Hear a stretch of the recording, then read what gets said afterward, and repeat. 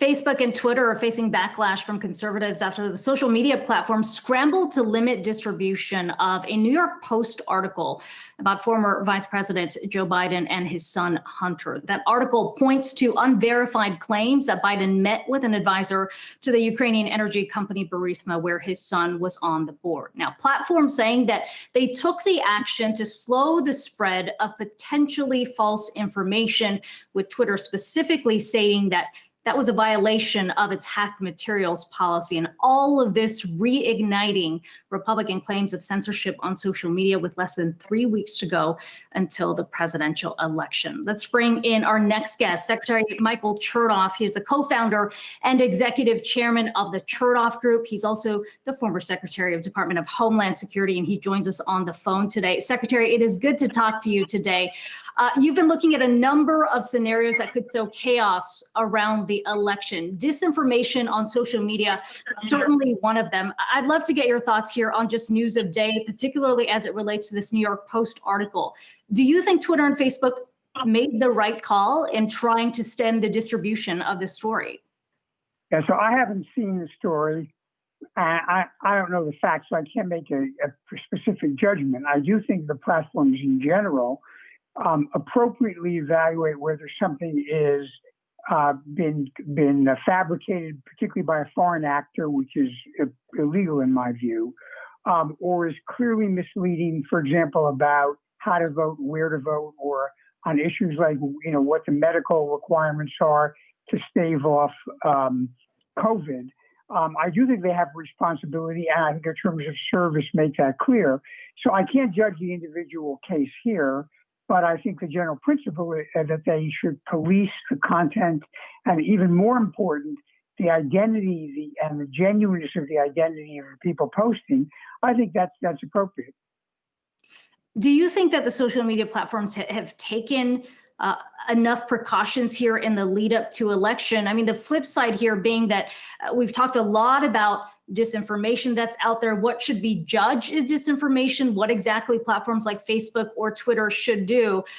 When you look to the risks that could potentially play out in the lead up to November 3rd and then after November 3rd as it relates to the results, what is the biggest risk that social media platforms pose right now? So I would say that, I divide this into three categories: actors, behavior, and content. So with respect to actors, I think it's clear that a high priority is to make sure people are not impersonating others on platforms, that people are not, foreign actors like in Moscow or St. Petersburg are not pretending to be Americans. And I think that's something clearly when it gets identified and called out ought to be shut down.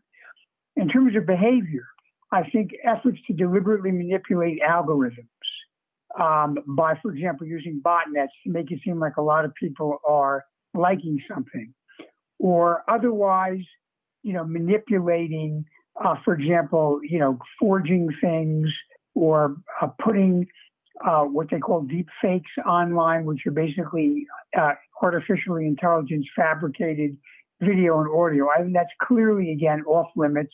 There's no First Amendment issue. On the issue of content, that's the hardest issue, because we do have a set of values in the United States that we don't censor content, except in very rare and specific cases like child pornography or incitement to violence. But I do think labeling, where content is misleading or incomplete, can be a useful thing for the reader. And so, that certainly seems to me to be a good way to balance between overly censoring, but also turning a blind eye to something that's destructive. Finally, I would say this: anything that misleads people about, for example, how to vote, where to vote, when to vote, which has a direct operational effect on their ability to exercise their franchise, I think that ought to be taken down, because that goes beyond opinion or even whether the facts are correct, and it gets into a direct effort to mislead somebody about exercising their franchise. That leads to the next question, which is, we've talked a lot about the potential for state actors to mislead. And what we're talking about countries like Russia, given the experience from 2016. But it does feel like in this election, there is an added element here because of the skepticism around the president's tweets, President Trump's campaign. I mean, when you weigh the risks here, what is the bigger risk? Is it an outside state actor like Russia, like a China, or is the threat from within? Well, honestly, it's getting a little hard to tell. I mean, in many ways, we have domestic political actors who are basically doing Putin's work for him. All he has to do is sit back and amplify the content that's already been disseminated by domestic political figures, and you can guess who I'm referring to. So in that sense, we are in many ways the authors of our own problem. And this is nothing new, because if you go back decades, when the Soviet Union existed and they used to use disinformation campaigns, they used to like it when they could get Americans who were sympathizers or sometimes so-called useful idiots to put something out there, and then they would simply repeat it and say, look, this comes from an American. So I do think the ability of foreign governments to amplify and more widely disseminate content creates a real risk. But to be honest, the actual fabrication of the content in many ways is something that is a domestic effort. So walk me through some of your nightmare scenarios here. I mean, you have put forward concerns on cybersecurity, a potential attack, a ransomware attack on the election system. But it sounds like you're talking about an added element here with just confusion around what is real and what's not, with social media amplifying some of these messages. I think there are three buckets of things I worry about. One is a cyber attack that would really gum up the works in terms of election day, either the registering of votes or the tabulation and counting. So, for example, when people show up at the polls and they want the poll workers want to check laptops to make sure the person is registered, if the database that they're looking to has been attacked with ransomware and it's encrypted and it's been shut down, there's going to be a significant delay and a real problem. They'll have to take all provisional ballots, and that will really gum the works up. The good news is there's an easy solution. Create a duplicate data set of all the registration data, keep it offline. If the primary data set is infected, then go to plan B, or better yet, paper. Have a paper record that you can look to in order to check things.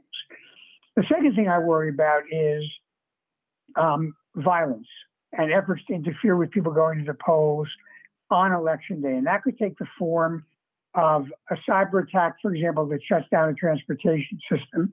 But I think increasingly we're getting concerned about the possibility of unofficial armed groups deciding they want to appoint themselves as poll watchers and essentially intimidating people in certain areas to try to stop them from voting. And I know, according to what I've been hearing and reading, many now of the cities and states understand they need to be prepared to meet with that, either by expanding the perimeter of the balloting area so that people can't get close, and also by having law enforcement prepared to intervene. And as we saw in the case of Governor Whitmer, to have the FBI give warning when they're seeing something that is risky. And finally, the third thing we worry about is an effort to undermine confidence in the result, because there will inevitably be some delays in counting. And if we have, one of the candidates out there saying the election is being stolen, that could create a lot of skepticism and, again, maybe even some violent activity. And that's why it's important to be very transparent and patient about the process. I am confident we can do this as we have done this in 1864 in the Civil War, or during the Second World War, or during the pandemic of 1918. But it does require that responsible officials and the media work together to be clear, open, and transparent, and to make sure that people can't generate unreasonable or misleading expectations. Let me just follow up on those 2 points that you made. You talked about concerns around violence and intimidation, as well as the effort to undermine confidence in the election. You can point directly to President Trump's comments that he's made, even in the most recent debate, calling on his supporters to go out and watch and keep an eye at the polls. How do you, as somebody who's been working with a lot of these local agencies through the National Task Force on Election Crisis, How do you prepare for that when you've got the president of the U.S. calling for those very things that you said you're concerned about? I think what they have to do, and I know, for example, they're doing this in Philadelphia, is they've been meeting and looking at potential scenarios. And I think, if I'm not mistaken, the DA, District Attorney of Philadelphia, said if people go and improperly attempt to intimidate or be present in the polling place, they're going to go to jail. And I think if you get the police ready and the law enforcement authorities ready, and potentially even have people ready to go to court, you can react quickly when you start to see people gathering. For example, in Pennsylvania, my understanding is if you want to be a poll watcher, you have to be registered in the county you want to poll watch in. So if people start to try to come in from a different part of the state, they're just going to be turned away. Likewise, they attempted to have people, quote, poll watch at ballot drop boxes, and the authorities said, no, you can't do that, and required them to leave. And apparently that's been upheld by the courts. So this is about, as with any other crisis, having a plan, having your equipment and your capability, and then reacting quickly when you start to see a problem arise. Secretary Michael Chertoff, always good to talk to you. Appreciate your time today. Good to be on. Thanks. Hey investors, Zach Guzman here. Are you interested in learning more about the markets and getting the latest financial news? Well, then click right here to subscribe to our Yahoo Finance YouTube channel. Get the latest up-to-the-minute market analysis, big interviews in the world of finance, and information on how to manage your money every day wherever you are.